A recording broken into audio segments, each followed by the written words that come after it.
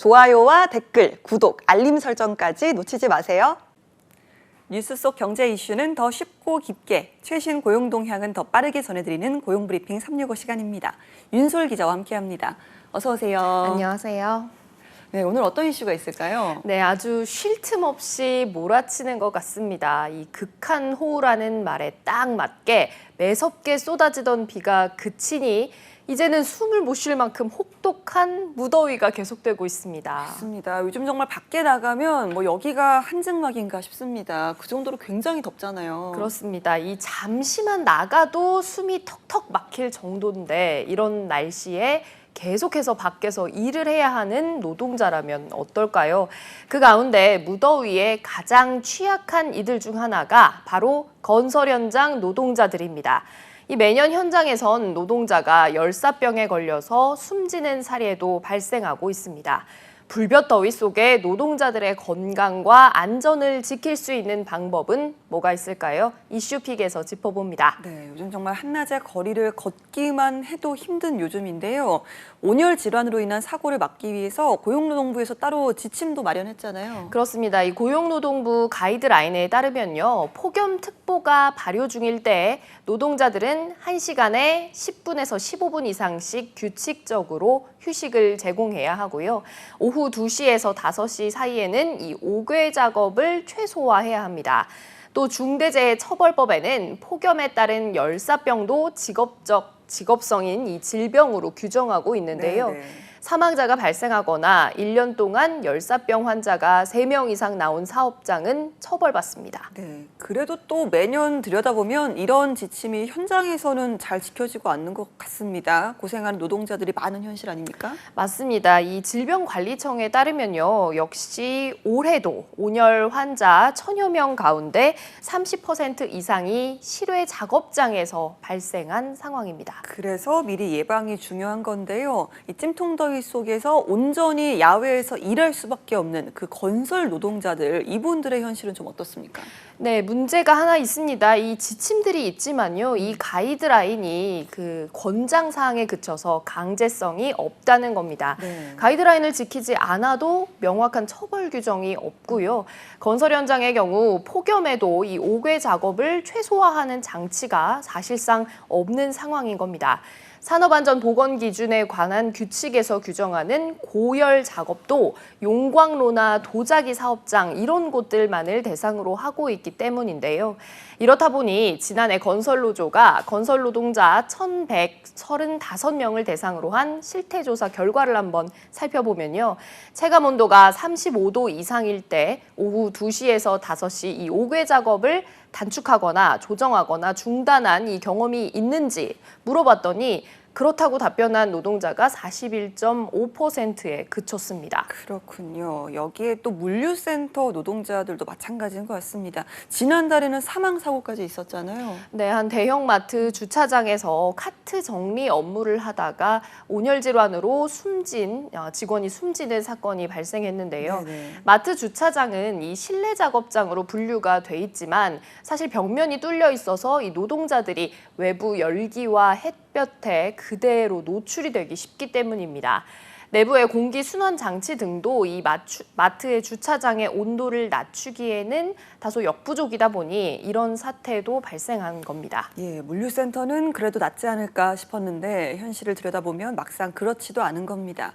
그래서 이제 지난해 법이 개정이 돼서 실내 작업장에서도 휴식 시간 제공이 필수가 되지 않았습니까? 네, 지난해 개정된 안전보건 규칙은 폭염 시에 사업주가 실내 노동자들에게도 의무적으로 휴식 시간을 주도록 했습니다. 하지만 이 휴식 시간의 길이는 사업주 재량인 게 현실입니다. 실제로 쿠팡 물류센터 노동자들은 작업장의 온도가 34도까지 치솟는데도 휴게 시간이 하루 15분에 불과하다고 호소하면서 시위에 나서기도 했습니다. 네, 사실 쿠팡 같은 경우는 이 폭염 속 안전대책 미흡으로 이전에도 사고가 있었는데요. 개선되지 않은 건가요? 네, 쿠팡 물류센터 노동자들 이 냉방기기가 제대로 설치돼 있지가 않아서 살인적인 더위를 이겨내기에는 역부족이다 이렇게 밝혀왔는데요. 얼마 전엔 노동자 한 명이 일하다 쓰러져서 병원으로 옮겨지기도 했다는 이 사실도 공개가 됐습니다. 하지만 쿠팡 측에선 주기적으로 온도를 측정해서 법정 휴게 시간 말고도 추가 휴게 시간을 부여한다 이렇게 반박했는데요. 또 냉방장치를 운영하고 있고 보냉 물품을 지급하는 등 온열 질환을 예방하기 위해 다각적으로 조치하고 있다 이렇게 덧붙였습니다. 노동자와 이 사업주의 의견이 엇갈리면서 갈등이 계속되고 있는 상황입니다. 네, 폭염 휴게 시간 보장 문제가 노사 갈등으로까지 이어지고 있는 현실인데요. 또 땡볕에 그것도 차도 한복판에서 일하는 교통경찰관들도 어려운 건 힘든 건 마찬가지일 것 같습니다. 네, 그렇습니다. 이 차 안에서 에어컨을 켜도 요즘 너무 덥습니다. 맞아요. 그런데 이 바닥에서 올라오는 아스팔트 열기를 온몸으로 받아대면서 일하는 교통경찰관들도 어렵기는 마찬가지겠죠. 도로 한가운데에서 일을 해야 되는 만큼 그늘막 아래에서 잠시 쉬는 것조차 쉽지가 않습니다. 그래서 경찰청은 폭염 특보별로 상황을 나눠서 불가피한 경우를 제외하고 야외 고정 근무를 자제하는 그런 근무 지침을 마련했습니다. 네, 연일 이어지는 불볕더위로 노동자들의 안전이 위협받고 있는 상황인데요. 사실상 제도가 있지만 유명무실하다 이렇게 봐야겠네요. 네, 말뿐인 제도보다 가장 중요한 건 바로 실질적인 대책입니다. 이 노동자들의 건강권을 위해서요. 휴식 시간 매뉴얼이 강제성이 좀 없다 보니까 일자리가 불안정한 노동자들이 적극적으로 나서서 요구하기가 참 어렵기 때문인데요. 그래서 이 법적인 강제성이 있는 폭염 대책 마련이 필요하다는 겁니다.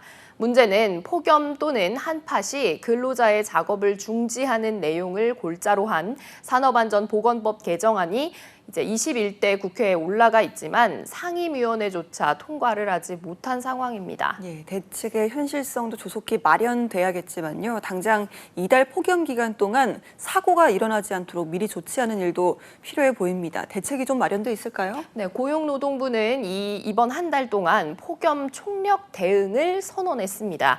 폭염에 대비한 상황 대응 단계를 최고 수준으로 높이고요. 또 온열 질환 예방을 위한 인력과 자원을 총동원한다는 겁니다. 또 장기적으로 실내외 사업장마다 작업 강도나 구조의 차이가 크다 보니 이 법적으로 획일화해서 규정하는 데에는 한계가 있다면서 사업자와 노동자의 실정에 맞게 변형을 하되 또 현재 가이드라인을 현장에 반영하겠다고 밝혔습니다. 네, 알겠습니다. 자, 한컷 이슈 어떤 소식 준비하셨나요? 네, 폭염과 함께 밤에도 기온이 25도 아래로 떨어지지 않는 이 뜨끈뜨끈한 열대야가 이어지면서 밤잠을 설치는 분들이 많으시죠. 꿀팁 몇 가지 챙겨드리겠습니다. 여름철 가장 꿀잠을 잘 수 있는 적정 실내 온도를 혹시 알고 계신가요? 꿀잠을 잘 수 있는 실내 예. 온도요. 글쎄요, 사람마다 좀 차이가 있지 않을까 싶은데요. 자, 몇 도가 좋은 걸까요? 네, 침실 온도는 22도에서 23도가 수면에 가장 알맞다고 합니다. 오. 그런데 온도가 만약 26도를 넘어가면 이 몸이 스트레스를 받아서 뇌의 각성도가 떨어지지 않아 잠들기가 힘들다고 합니다. 이 때문에 잠자리에 들기 전에 1시간 전에 미지근한 물로 샤워를 하고 또 에어컨이나 선풍기로 체온을 떨어뜨려주는 게 좋다고 합니다. 네, 그리고 또 더운 여름이면 이 시원한 에어컨 밑에서 맥주 한 잔 즐기시는 분들도 많잖아요. 네. 이 부분은 또 수면에 어떤 영향을 줄까요? 네, 잠이 오지 않고 또 더우니까 이 술 한 잔 마시고 잠을 청하는 분들도 많으시죠. 그런데 술은 전반적으로 수면의 질을 떨어뜨리는 요인으로 꼽힙니다.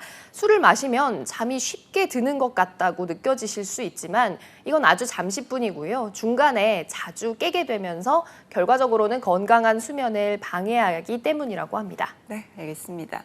자, 폭염 속에서 제대로 보호받지 못하는 노동자가 여전히 많은데요. 더위로부터 노동자를 보호할 실질적인 대책이 더 늦지 않게 마련돼야겠습니다. 윤솔 기자와 함께했습니다. 고맙습니다. 지금까지 고용브리핑 365였습니다.